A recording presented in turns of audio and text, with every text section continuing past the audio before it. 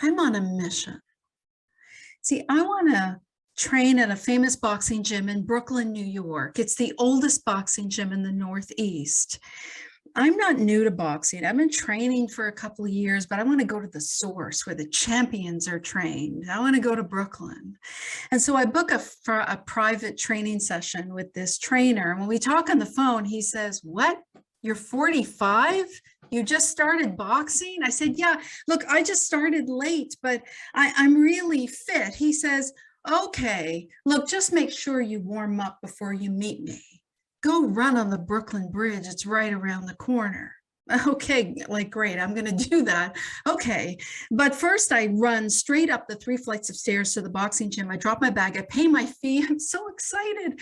I run all the way back down the stairs and I run up the ramp to the bridge and I run straight across the bridge to the Manhattan side and I run all the way back.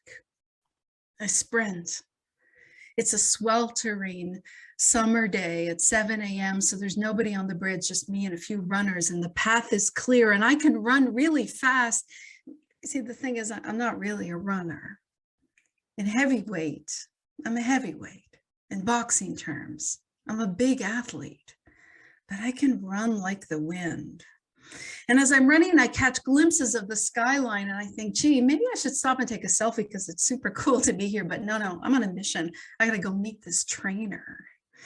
So back on the Brooklyn side, no stopping. I sprint back up those stairs. I grab my bag. I get out my gear.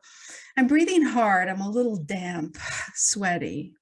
I get my gloves and my wraps on my mouth guard, my headgear, my boxing shoes, my gloves. I can wait for the trainer, but I don't want to cool down. So I get started. I know the routine.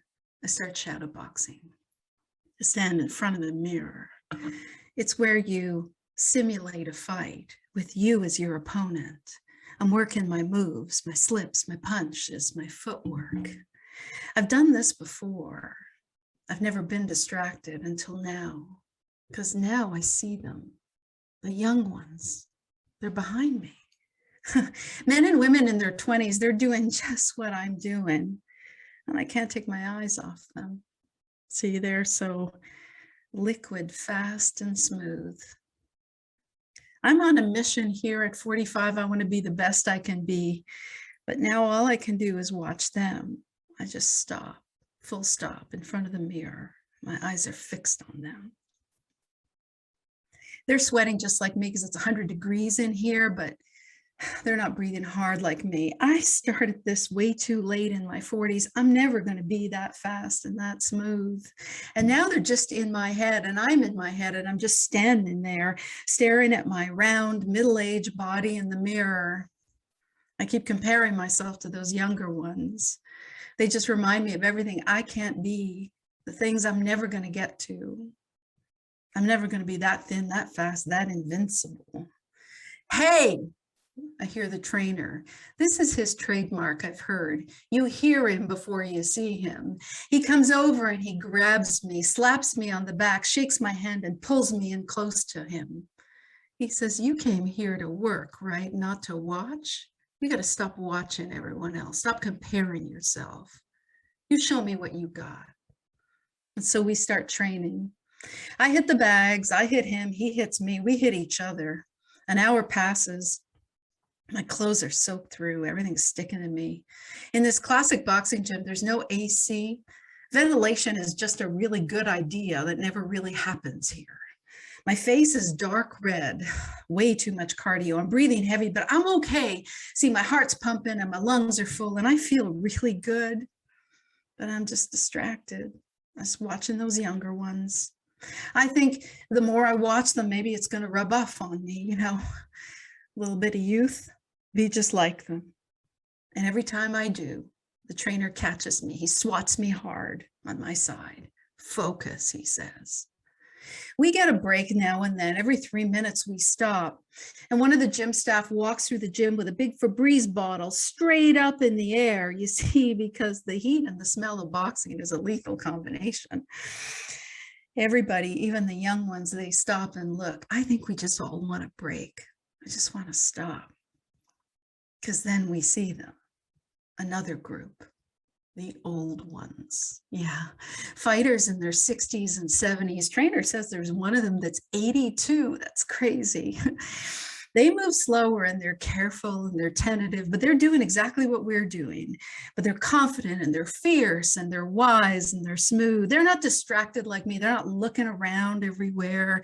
I showed to my trainer, like, hey, maybe I should train with them, right? And he says, no, they're seniors. You're too young. You're old, but you're too fast for them. You're not there yet. You got to be where you are. Get back to work. 2 hours pass. And I feel those 2 hours in every part of my body, my shoulders, my knees, my hips, everything is starting to creak and crackle.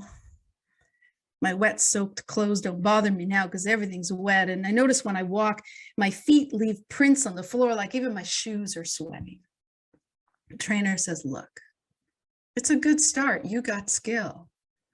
You call me when you want to come back, when you're ready to stop staring at everybody else. I shower and I change and I walk into the bright Brooklyn light and get coffee.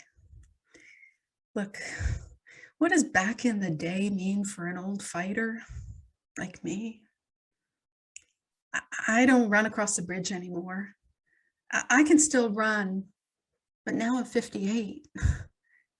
And I want to keep my joints working as long as I can.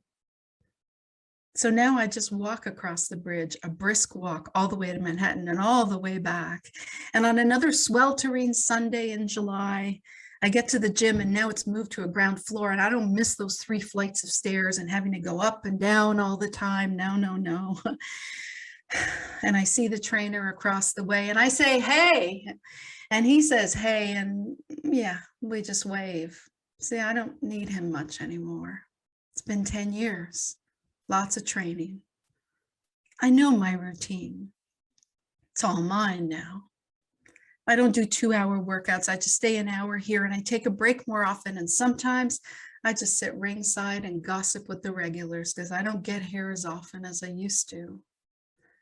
The woman with the Febreze, she's still here. And she puts it up in the air and she sprays straight up in the air. And it's like a siren call to all of us.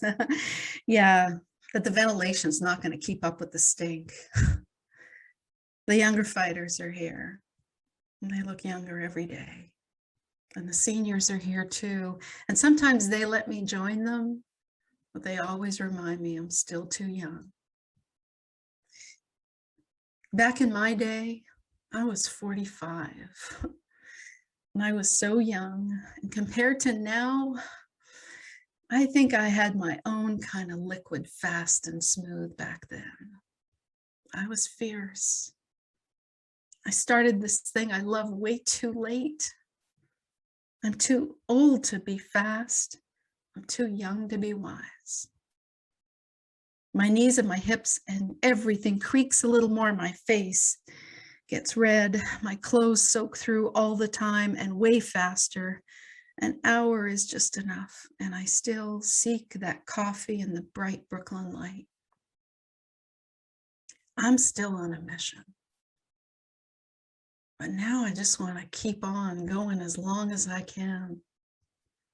Maybe someday I'm going to be like those seniors, fierce and wise and smooth.